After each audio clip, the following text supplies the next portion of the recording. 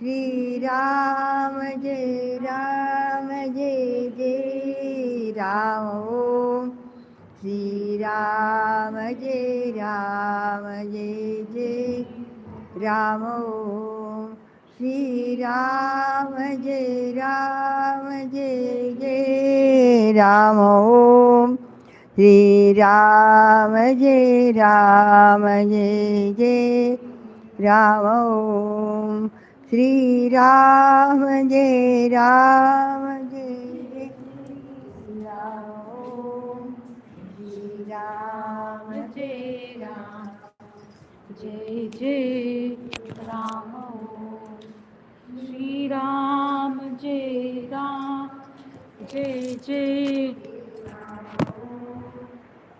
श्री राम जय राम जय जय राम श्री राम जय राम जय जय राम ओम श्री राम जय राम जय जय राम ओम श्री राम जय राम जय जय राम ओम श्री राम जय राम जय जय राम श्री राम जय राम जय जय राम श्री राम जय राम जय जय राम श्री राम जय राम जय जय राम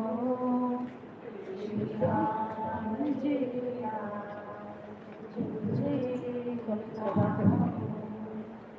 श्री राम जय राम जय जय राम श्री राम जय राम जय जय राम श्री राम जय राम जय जय Ram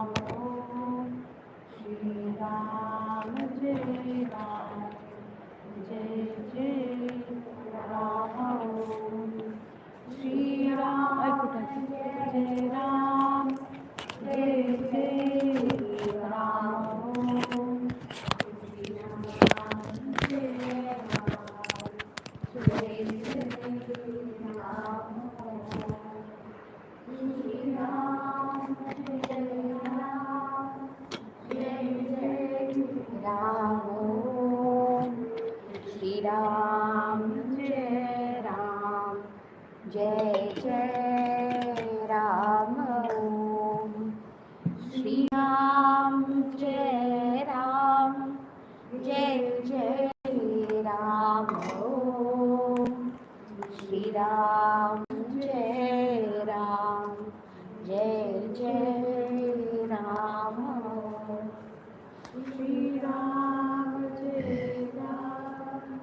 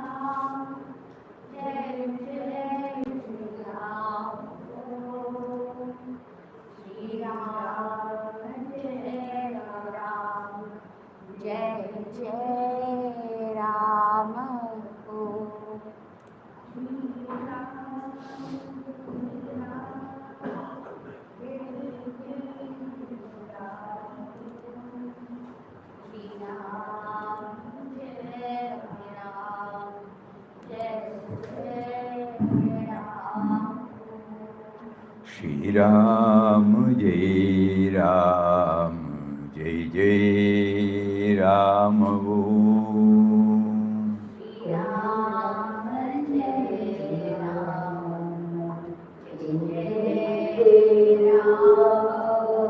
Shri Ram Jai Ram Jai Jai Ram Om.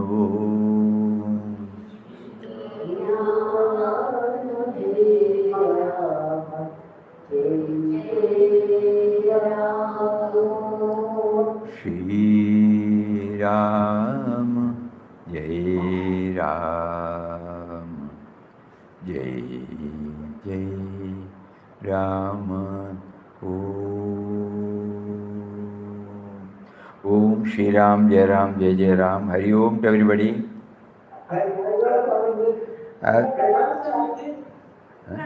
Pranam, pranam, pranam. Yesterday we were sharing that when we come here at 6:30 to this hall in the morning, we will be prompted to go through certain words of wisdom of Papa and Mataji. So every day it is very, very touching, inspiring, thought-provoking. So today morning when we came here, this was the page. This was the message given through this book called With the Divine Mother. I will just read, let us all think about it. Mataji enacts a little drama which leaves everyone shaken up and a little dazed. It was soon after Shashikala had finished her day's narration of episodes from Sri Ramakrishna's life and was around 2 p.m. Time for Mataji to retire for her afternoon siesta and for others to go to their respective rooms. Mataji asked the devotees present, one by one, how much money each one had given to Papa in all the years he or she had known Papa. A couple of devotees mentioned the amount they have donated. Another says he has been offering some small amount off and on, does not remember the total amount given so far. Then with a sweet smile, Mataji says, now you have said how much money you have given to Papa. Surely Papa has not sent you back empty-handed. Now what did you get from Papa in return? One devotee replies, Papa has given me plenty of everything. Mataji, I am not asking in terms of worldly things, which are all transitory. Surely Papa's gifts are not of transient kind, but something more lasting. Turning to another devotee, come on, speak up. Devotee said, Papa has given me a lot of peace. Mataji asked, internally or externally? Devotee, in both ways, Mataji. Mataji, that is no answer. You are still thinking in terms of worldly things. Shashikala, Mataji, I will tell you just one word and no more. Do not please ask me to elaborate or say anything more. All right, laughing. What is it? Papa has given me protection. That is better. No more answers were forthcoming. Now, do you know why I asked you these questions? This is very important. Because as you all know, Ananda Ashram does not ask anything from anybody. Why? Total faith in God. No? If he wants to run this, he will bring it out in his own way. So that is why individually nothing is asked. So when you and I give the offering to ashram, if we are not aware of this, we might be owning that offering to ourselves. Please think about it. It is only to pinpoint how self-conscious you are when it comes to your giving.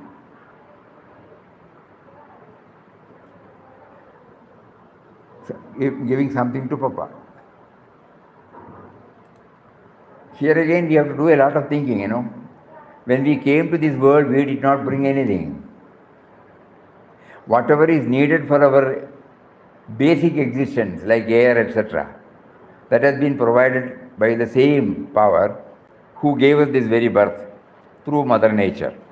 Whatever that makes our life comfortable, we call it as creature comforts, that also has been made available to us by the same power through his chosen instruments, human beings. Actually, so nothing we have done. Everything has been facilitated. When there was no education, the concept of education she gave to somebody's mind, schooling, college, field of employment, or business, our earning the profits. Just imagine, this Mataji indirectly wants us to know. So that is why she said, it was only to pinpoint how self-conscious you are when it comes to your giving something to Papa. At a few minutes' notice, you were able to recollect almost accurately the amount you had given to Papa. But none of you could put your finger on what all you had received in turn from Papa. Right from this very birth,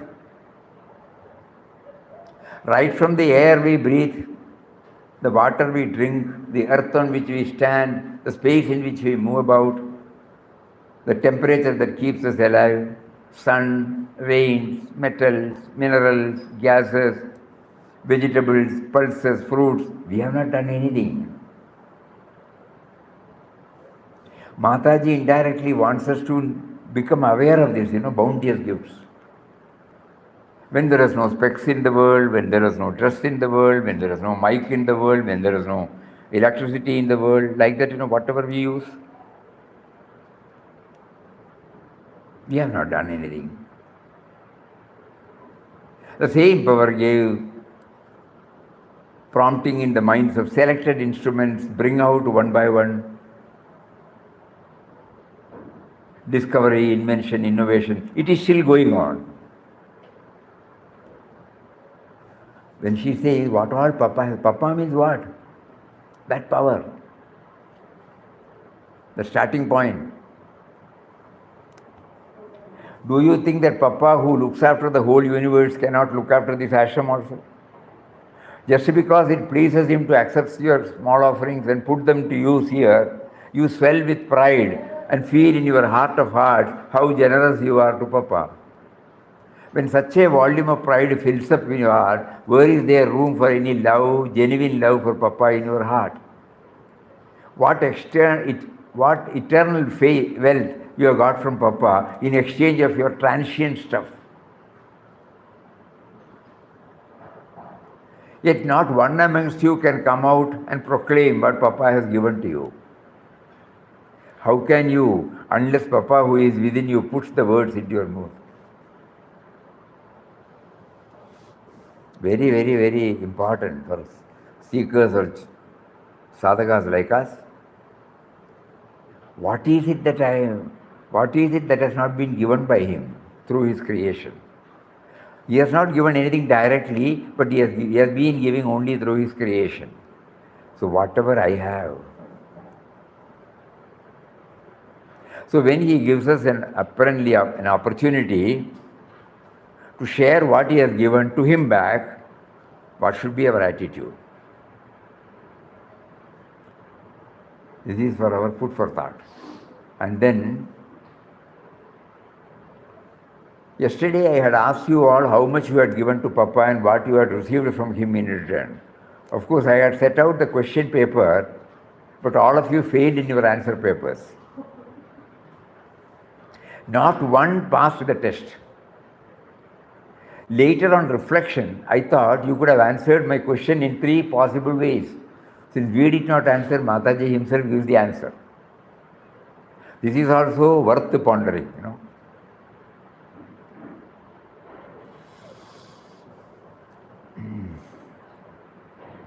One, you could have said that what you gave Papa was really nothing and that you ought to have given him more. Such a thought probably never came to your mind. If it had, it would have found expression immediately.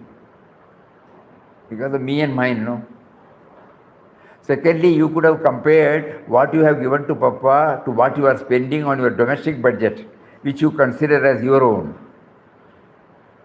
Papa too is your very own, is it not? Is it not he? This is another very important point.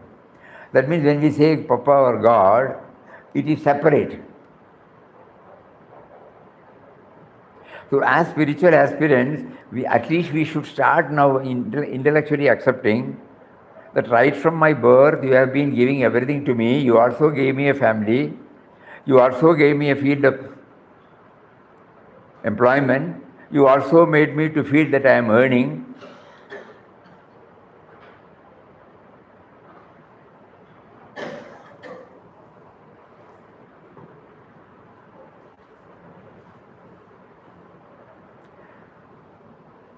Because this is separate. According to us now, the domestic budget and what we give to for charitable purposes, it is separate. Please think over this. So you need not have kept any count of what you had given to Papa, just as you do not keep any count of what you spend on your home. You don't say that I spend so much for vegetables, so much for electricity, so much for provision. No. Mataji is very deep. That reply also none of you could give, because in your mind this is separate. My domestic requirement, my domestic spending on a domestic level is different from what I give on charity,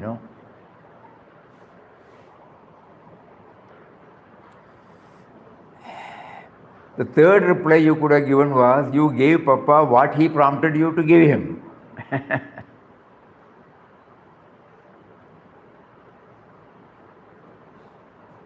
Even if the reply had come up to your throat, it did not come out in the words. Why did the answer not come out? It was because Papa, who is seated within you, did not prompt you to open your mouth. Why did Papa not prompt you to give the right answer? Because your Ram Nam has slackened. Ultimately, she is right. Yesterday she said not merely Ram Nam, along with that, Nam Deva Dhyan should go simultaneously.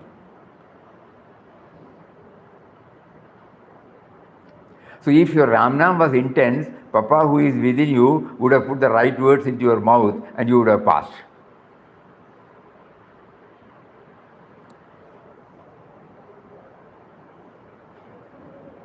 So ultimately now, we have to remember him. Ram Nam is for remembering him. So now they are facilitating us to go through Bhagavad Gita so that how to remember him. At the moment we are reacting to events, individuals, objects, persons from our me and mind level. Through Bhagavad Gita we have been asked now to transform our mind as a refinery so that every time we try to bring in some dimension which is beyond this me and mind. Whether we call it God or not, values. Anything that takes us a little away from me and mind. So that is what now they are directing us from within. Taking the slogas or Bhagavad Gita as a nimittam, as an instrumental cause for transforming our mind into a refinery.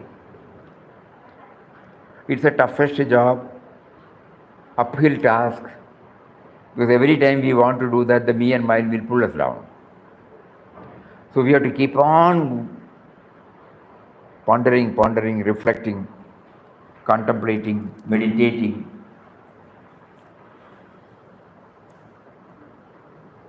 So that our exercise should not become any at the intellectual level. This is the background.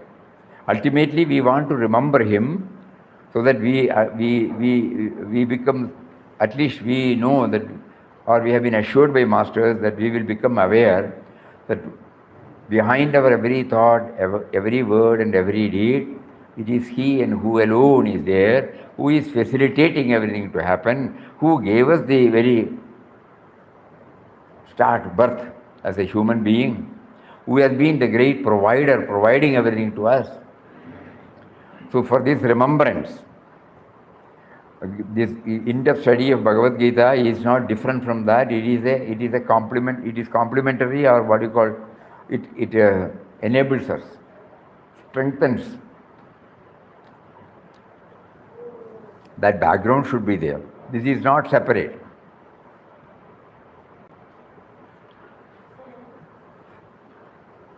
Now coming back to our yesterday, what we said.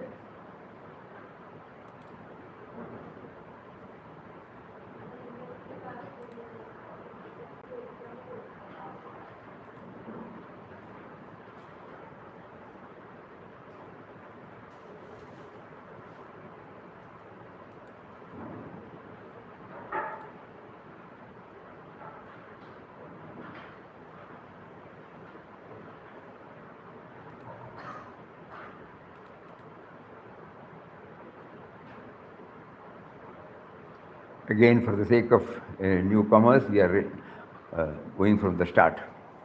Bhagavad Gita, a reservoir for mind and soul refinement. First, we are now having this mindset. Otherwise, it may be a text, not a text for us. We are approaching Bhagavad Gita as a reservoir for the mind and soul refinement. Many devotees revere Srimad Bhagavad Gita, yet its wisdom often remains separate from daily life, maybe because its teachings seem distant from everyday experience. We don't connect up. To bridge this gap, let us first understand how the Gita serves as a timeless refinery, transforming our thoughts, words, and deeds to align with the divine awareness. Even the significance of numbering the chapters 18, from there we start, So that Gita is not a text. Even the very numbering, makes us to think. The Bhagavad Gita consists of 18 chapters, mirroring the composition of an individual who is made of 18 factors. You and I. 5 organs of perception, 5 organs of action, karmendriyas, jnanendriyas, 5 vital layers, pranopana, vyanodhana, samanaha, mind, intellect, and the sense of individuality. So 3 into 5, 15, plus 3, 18. These elements veil our true nature, Atman. It's a curtain, behind which is the power. The subtle and mysterious power, God, Atman, Lord Krishna, anybody. The spirit that animates all. The structure of the Gita itself guides us towards ascending these layers to realize our divine essence.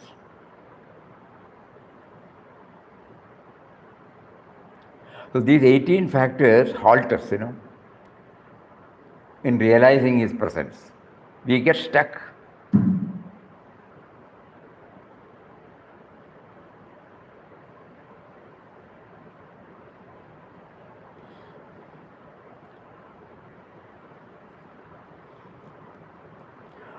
A striking parallel can be seen in the Shabarimala temple in Kerala, where millions of devotees ascend 18 steps before reaching the sanctum sanctorum of Lord Ayyappa. 18 steps are there, which is supposed to be most sacred. Everybody cannot go. There are 2 ways, either to go via 18 or via sideways.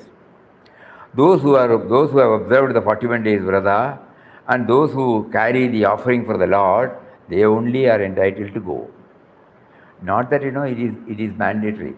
That is the idea is that we have to prepare our mind, Unless we have imposed certain tapasya, certain type of withdrawal, certain type of intensely concentrating or intensifying our efforts to remember Him.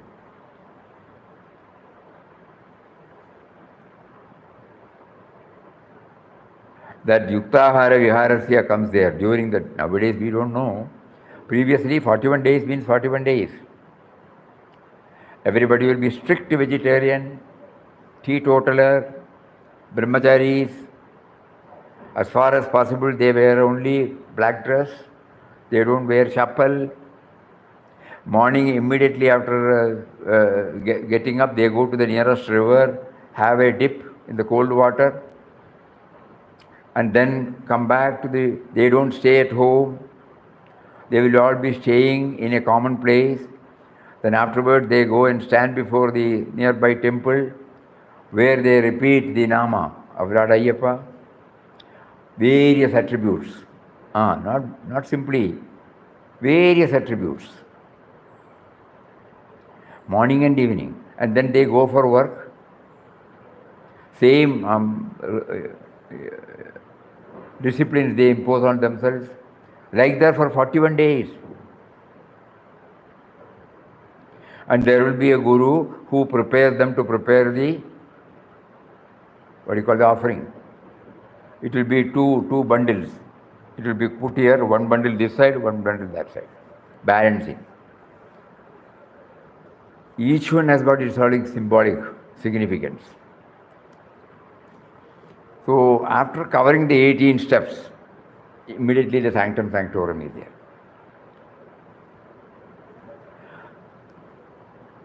As devotees, we were only concentrating on that. But when Papa makes us to go a little more deeper through Bhagavad Gita, now we realize every time when we go there, we are symbolically trying to pass beyond, go beyond the 18 factors so that we can have His darshan who is within us. So after covering the 18 steps and by placing both before the Lord, one containing an offering of ghee for the Lord and the other carrying basic material requisites, one symbolically surrenders worldly attachment and aspires to become one with Him. Similarly, the Gita invites us to refine every aspect of our being, ultimately dissolving the sense of me and mine to recognize the omnipresent Spirit. So when we started, 18, the number 18 itself we see. So there is a close connection between me and Gita now. It is not the 700 stanzas printed in a textbook and kept in my shelf, no.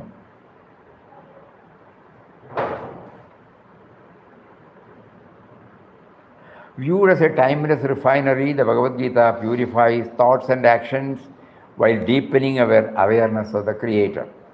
Every now and then, Lord Krishna will say that.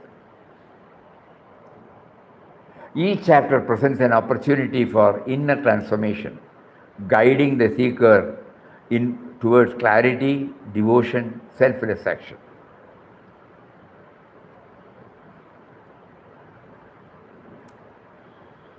Not merely devotion, not merely selfless action.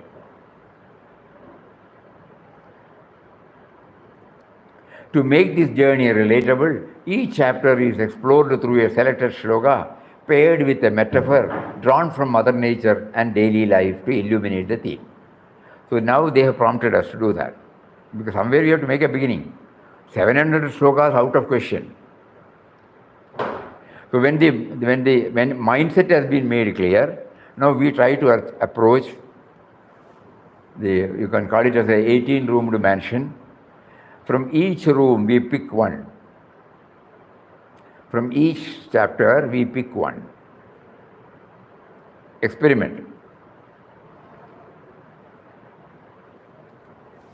How to set the mind on this process of refining. So far our attitude towards Gita was a holy text.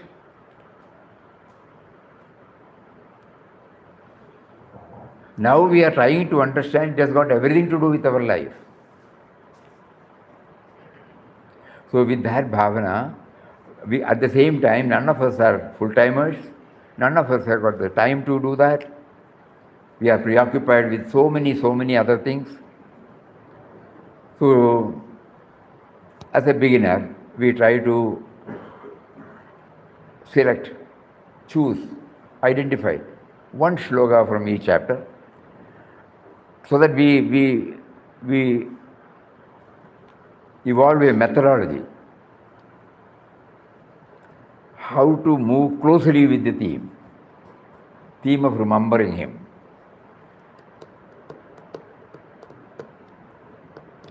Why we say refinery? Because our mind is now We are acting solely on the basis of me and mine.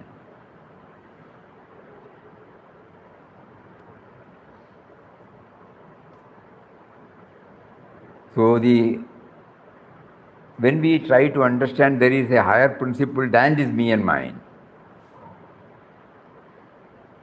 and to link ourselves with that is called refinery. From crudity to mediocrity, and then to excellence. So, to make this journey relatable, each chapter is explored through a selected shloka, paired with a metaphor drawn from Mother Nature and daily life. We are trying. All of you can try that. This is not for the person who are involved in this. No. This is how we try to enter into Bhagavad Gita, or allowing the Gita to enter into us. These metaphors serve as bridges. Otherwise, it will become philosophical. Nice to hear, nice to reproduce. Beyond that, no. But through a metaphor, an anecdote, an example, when we try to understand the theme, slowly, it percolates. Because they are all verifiable truths. It is not a dictum or a dogma imposed on us.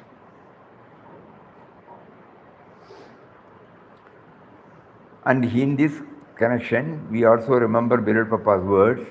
He says, we have the magnificent book of nature spread out before us. A picture of unsurpassing beauty and charm. The spontaneous and blissful self-expression of the indwelling God. Let us look at it, read in it the glorious presentation and the varied activity of the beloved. Read in it, not merely looking. Try to explore, try to reflect, try to go deeply.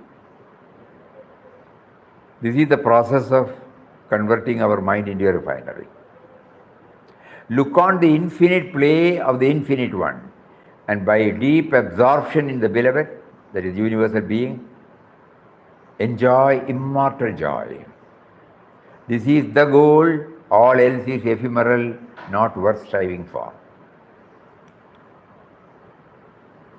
So on these lines, seekers are encouraged to discover more such connections in daily life,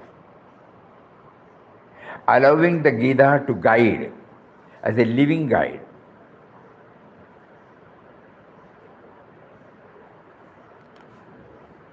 Gita to serve as a living guide rather than a mere text.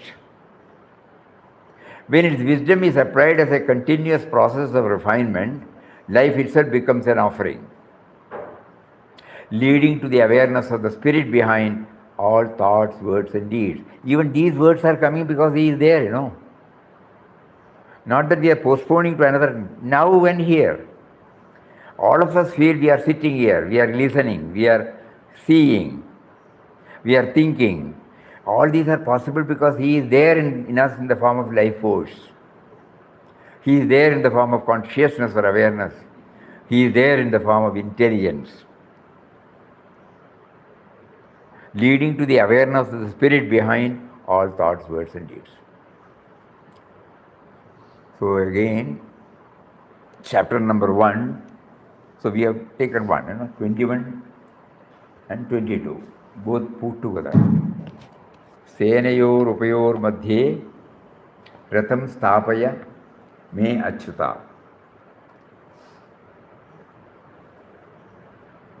Yavadedan niriksheham yoddu kamana vastitan kairmaya sahayodavyam asmin rana sanudyame.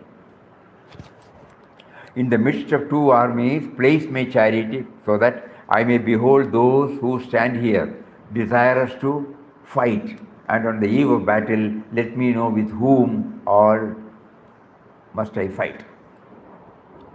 So when we read this, we are not in the Kurukshetra period.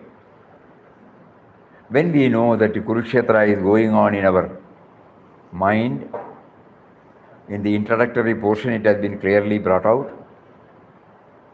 Krishna is the indwelling spirit, the form of life force, consciousness, and intelligence. Arjuna is the sense of individuality like you and I feel. And our mind and the outside is the Kurukshetra, where we meet with challenges, duties, commitments, responsibilities. So what do we do first? When we remove the Kurukshetra and when we try to place ourselves in it, we are tried. So this is the battle of life. So the first thing necessary is evaluate first before plunging into action. Stock taking, every 31st December in all commercial establishments they do the stock taking, because it is the stock that decides the profit or loss. Whatever may be our transaction outside, opening stock plus purchases one side, sales plus closing stock. The difference is the gross profit, and less the expenditure gives you the net profit. From accountancy, this is what they talk. So the stock plays a very important role. It is the stock that decides, finally labels whether you are plus or minus. That means evaluation. Stock taking means evaluation. What is your present stock? So here also evaluate first before plunging into action, any action. Normally we are all tempted to act immediately, talk immediately, react immediately. So that is why the first act of refining, we can say that it starts from evaluating, pause moments.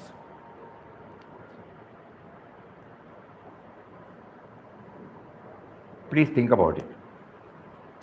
The example is spider. A spider does not immediately start spinning its web anywhere.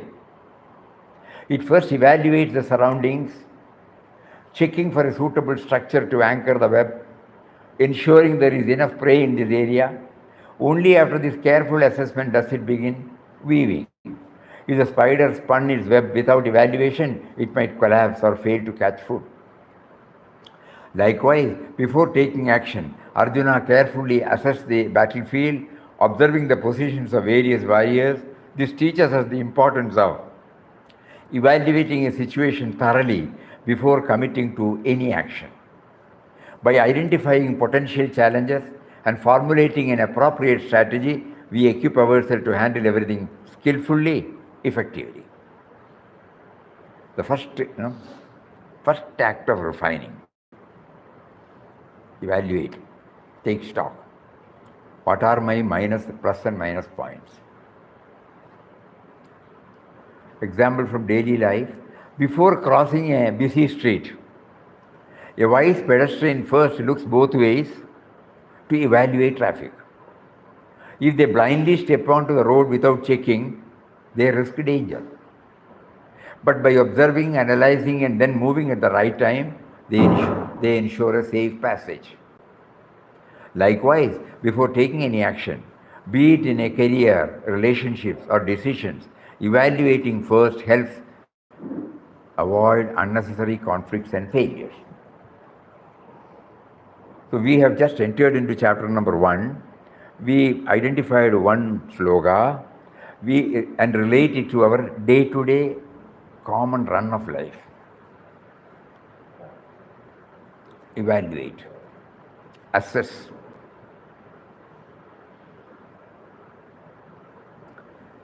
Probably one of the most vital aspects in refining our mind. It will take time for us because we are not used to it. Suddenly it will come. At times it might be right, it might be wrong. Then we might be happy for a few moments, we might be feeling sorry. Again the life goes on. But now, through this, God is guiding us Try your best. Now that you have intellectually understood this, you have related to this Mother Nature and day-to-day life. You and I do this when we cross the road. Oh, ho. So it is not a new thing. You have patience to wait. When they both sides are little free, you show some signs and then pass through. But unfortunately, we limited that mental attitude only to that particular time. God gave us a wonderful hint from inside. The prompting came from within, not to impulsively run through the road regardless of the traffic. No.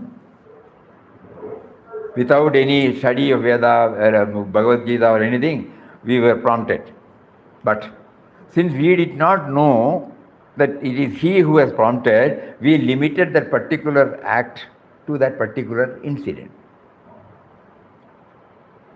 Now Bhagavad Gita is pointing out that you have done it, you have successfully handled it. Don't forget. This should be the basis from which you should try to handle things and men.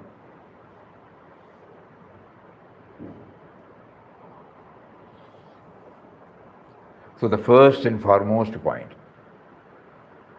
by identifying potential challenges and formulating an appropriate strategy, we equip ourselves to handle everything skillfully, effectively. Likewise, before taking any action, be it in a career, relationship, or decisions, evaluating first helps avoid unnecessary conflicts and failures.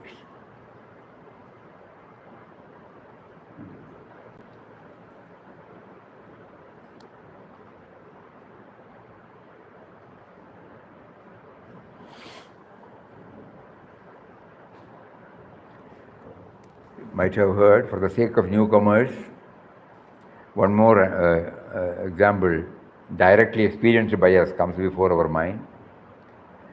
Prior to coming to ashram, we were working in a coffee estate in Wayanad. We had a good friend called Matthew, with whom we used to consult all legal matters, labor matters. He was thorough with all labor laws. So whenever we have any problem, we go and consult him. He has become a very closest friend. He has been helping us, not with any motive.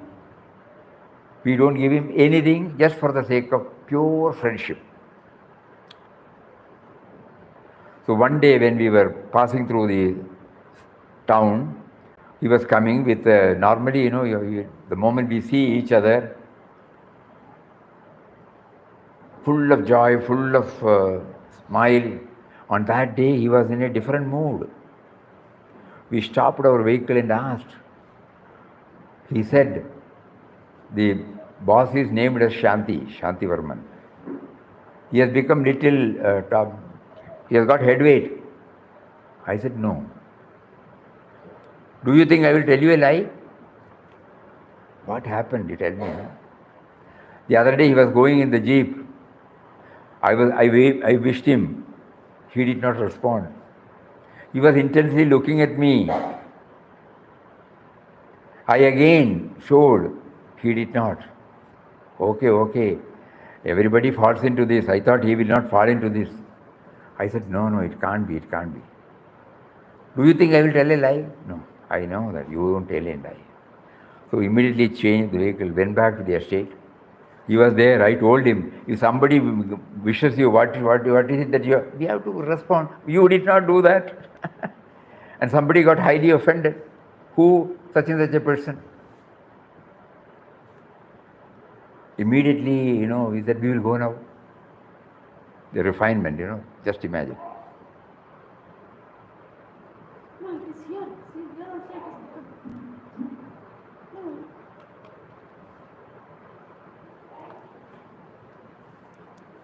Sorry.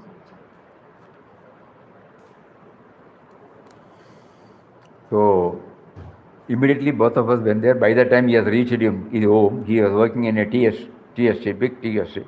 So he has got quarters. So we opened the gate. We went there. As soon as he saw us, he immediately came and hugged him. Before that, he said, the boss said, like this in Malayalam, Kshamikane, please pardon me. That's all. Immediately he came and hugged. And then immediately he said, why did I get that feeling? Anyway, he said, forget about it, no? Let us all have a cup of tea, hot coffee. Then we talked so many other things and came back. So when we were returning back, I asked him, why you did not mention anything about the incident? That is why we went there, no? Immediately he said, unknowingly we have committed. We have gone there to repair the damage. What is the use of doing post-mortem? Again, I will say that I did not see you absent-minded. Then he will say, no, I looked at you, I showed you. Again, it will keep on going. He has understood. We have gone there, apologized, repaired, finished once and for all. Now just think what we were reading. If he had evaluated, he would not have come out with anything. But he had that mind, So through that experience, God is teaching us that we are all subject to, human being is subject to error. Errors will be there because of our past baggages. But the refinery, the refined mind will always say, repair it immediately, so that you don't carry forward. And your idea is to have harmony with everybody. Anything that goes against the harmony, immediately repair it. That is what is called refinement. Refining our mind, not standing on our own rights and wrongs, our own likes and dislikes, our own stand. No. Wholeheartedly, sincerely, not for any show. Wholeheartedly and sincerely, because he did not even discuss while we were going. This was spontaneous. As soon as he saw, he said, Kshamikane, please pardon me, that's all. So then now we remember, by making us to witness all those, he is teaching us what is the refining process. Not holding on to the me and mine is the refining process. We put ourselves in their position and we value friendship more than our rights and wrongs and our stand. A wonderful. He also told us when he was coming, we did not do postmortem. He said,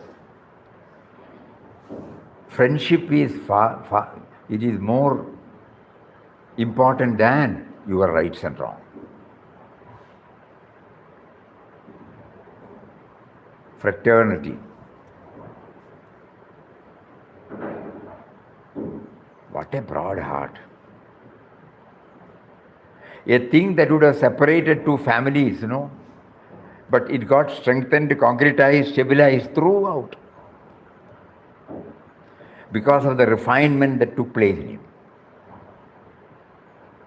So this is how Gita is entering into us. With our day-to-day life,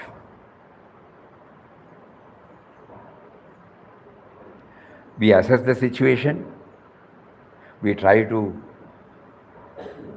repair the damage. Suppose we are holding on to our own rights and wrongs, this evaluation will not take place. Okay, then we move to the second chapter, 48th sloka. Yogastha kuru karmani sangam tyaktva dhananjaya siddhya siddhyau samo bhutva samatvam yoga muchyate. One of the very important slokas. Establish in yoga, perform your actions, O Dhananjaya, renouncing attachment and remaining equal in success and failure. Such even-mindedness is called yoga. क्या हुआ? For some reason it's not visible, Swamiji. Eh? It's not visible for some reason. It is there, no? No, here. It's not visible to us.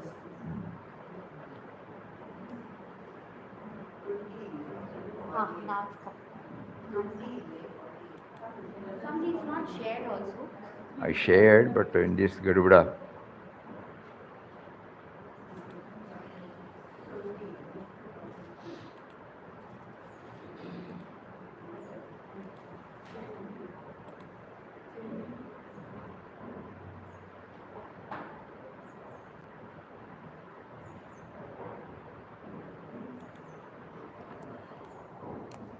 Many of you may be thinking that we have been taking up again and again for the past 3-4 days. To be very frank with you, we are working on it every day to get more and more clarity. That is why we are again presenting it. Because we are not interested in covering any portions. All of our words will never be in vain. So we want this to get thoroughly stabilized in our mind. So by going through every day, even before coming here also we are working on the same. Looking at from different angle and linking with our own life. Then only it sinks into us. Otherwise it becomes a knowledge, you know. The 7th chapter is named as Jnana Vijnana Yogam. Knowledge and wisdom. Knowledge and applied knowledge. We want applied knowledge, not knowledge. That we have plenty, we have heard, you know, we have read in books. But what we want is how is it related to our day-to-day life, day-to-day life, day-to-day life. At the family life, professional life, social life, individual life. So here, establish in yoga, perform your action of Dhananjaya, renouncing attachment and remaining equal in success and failure. Such even-mindedness is called yoga. Samatvam yoga muchate. Even-minded in all situations. So Mother Nature teaches through so many, but we have taken river again. A river flows steadily towards the ocean, encountering rocks, fallen trees, uneven terrain along the way. It does not complain, resist or stop. Instead it adapts flowing river around, flowing over, around or even through obstacles while maintaining its purpose. No grumbling, no complaints, no halting. Accepting every situation, no? Stoically.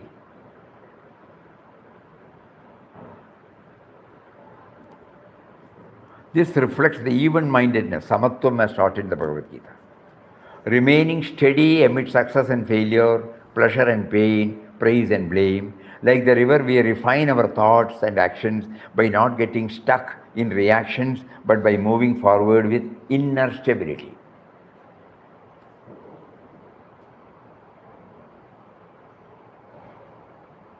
Most of us would have definitely visited or seen this, in our life.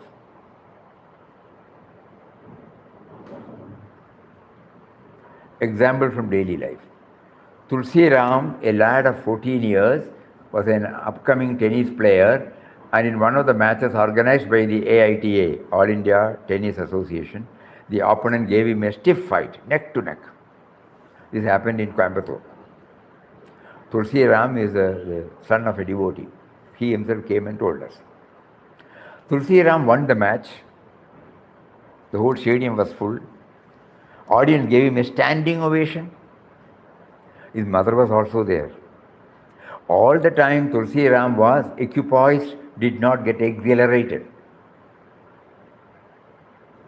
We would have repeated hundreds and hundreds of times in various forums, in Satsangs. Even today we don't feel it is a drudgery or boredom, because it is so inspiring and elevating. When his excited mother rushed up to him and asked him as to why he was not excited by the win, the boy replied that his opponent too played well.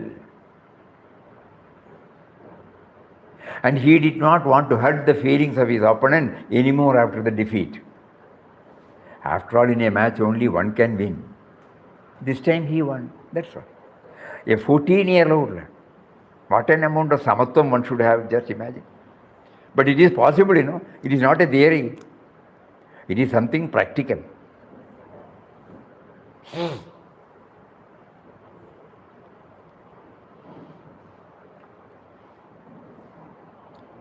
So the river as well as the Tulsi Rams. The first one was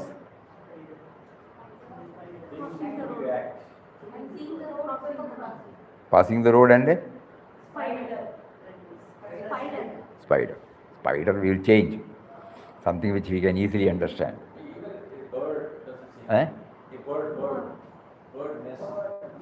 Bird net. How it meticulously chooses the particular straw from. Quite right. You will change that.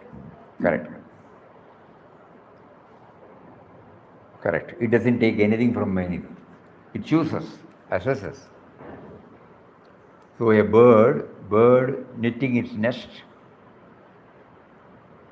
and as well as road crossing. Because spider, somebody has said, this we have seen, no, actually. Quite right.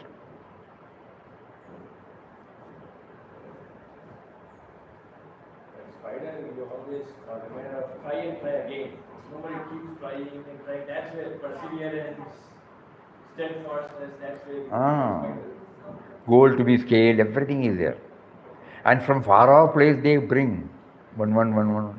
And how do we observe them spinning, weaving, meticulously. And then only their eggs are put there. And even after the bird has flown away, it will be remaining there. And nice to look at. You are absolutely right. Bird and the nest. Assessing the situation, perseverance, clarity about the goal to be achieved, not in a hurry. It chooses the tree, it chooses the climate. Even the area, the spot, it chooses the location also. Yeah, quite right. The moment the mind keeps on thinking and dwelling on this, forget about the anecdote or example. They are only instrumental causes for us to do the reflection. Otherwise it becomes a knowledge. We have to be very careful. It doesn't slip into a knowledge. So when how do we do that? We keep on thinking about it. So this constant thinking of seeing where the me and mine is getting reduced, the dilution takes place, then means we are setting our mind unknowingly on a process of refining. So the equipment is being trained. We should not relate everything to the events that are happening. The equipment gets trained to absorb the shock, to navigate the way in which it should do it. All of us are doing it. It is not a thing that we are learning it for the first time. But the only thing is we have limited that particular act God prompted us or gifted us to a particular incident. That is why we were not able to enjoy it,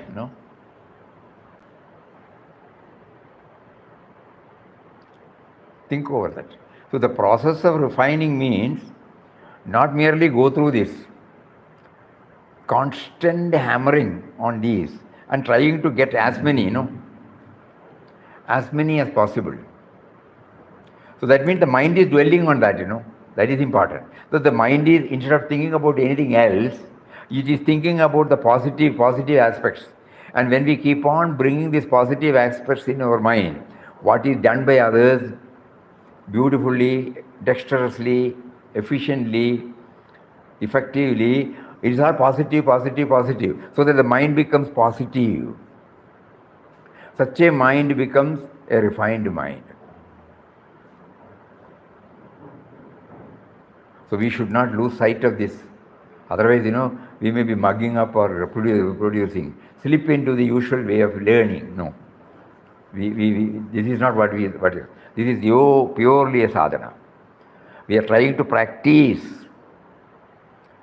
Not learning, not learning.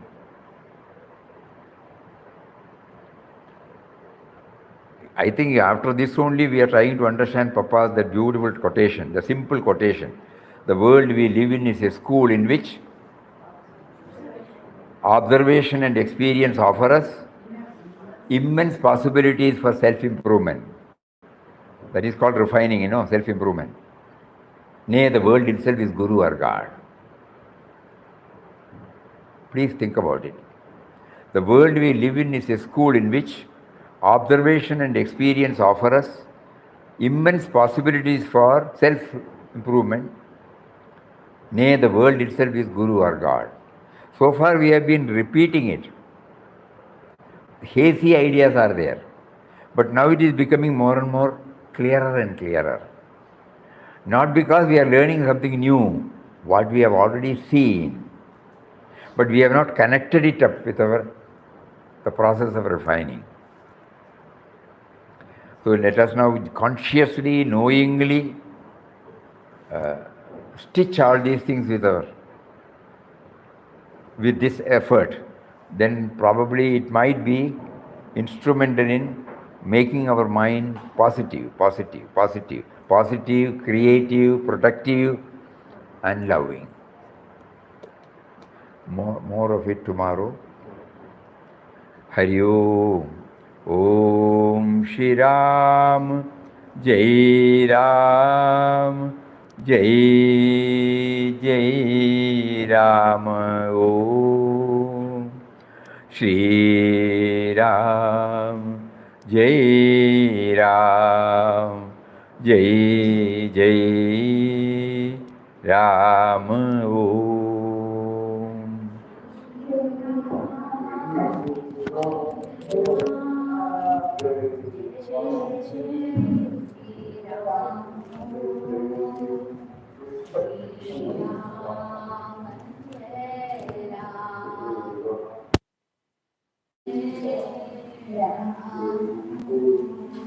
Shri Ram, Jai Ram, Jai Jai Ram. Om Shri Ram, Jai Ram, Jai Jai Ram. Om Shri Ram, Jai Ram, Jai Jai Ram. Shri Ram, Jai Ram, Jai Jai Ram. Shri Ram, Jai Ram, Jai Jai Ram. Shri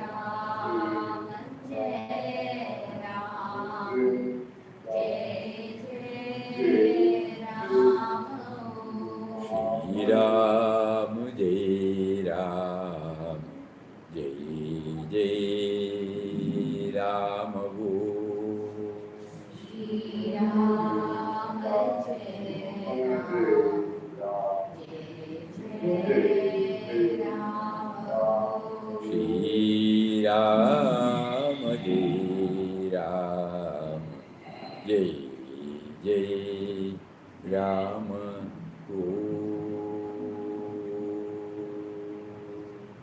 Om Shri Ram, Jai Ram, Jai Jai Ram. Hari Om, Hari Om, Hari Om.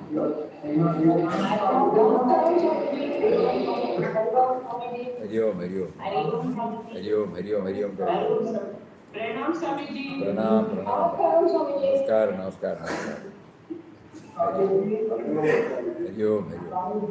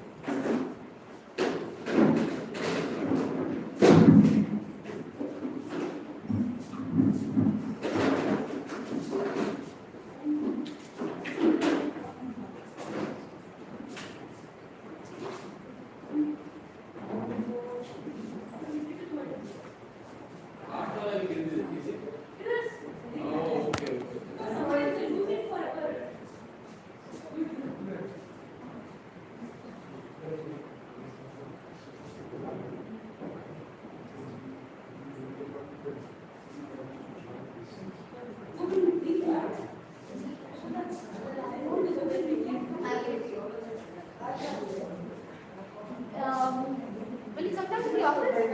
I'll give it to you. 2 minutes. Down to the office. I'll just wind up here and come.